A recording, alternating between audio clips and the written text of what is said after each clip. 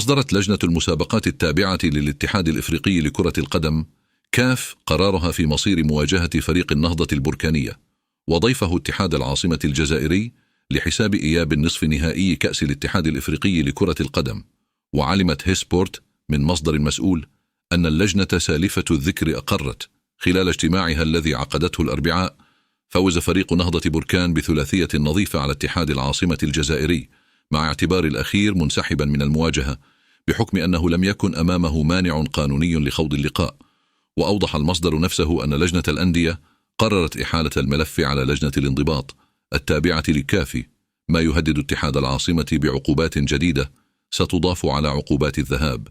وكانت محكمة التحكيم الرياضية طاس قد رفضت طلب الاتحاد الجزائري لكرة القدم بتوقيف قرار لجنة الاستئناف التابعة للاتحاد الإفريقي للعبة ذاتها استعجاليا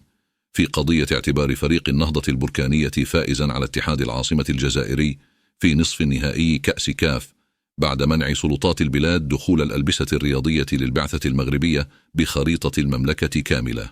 وكشف مصدر الجريدة أن طاس رفضت توقيف قرار الكاف القاضي بخسارة مباراة ذهاب نصف نهائي كأس الاتحاد الإفريقي أمام نهضة بركان بثلاثية نظيفة، مع إحالة الملف على لجنة الانضباط لإمكانية إصدار قرارات تأديبية محتملة.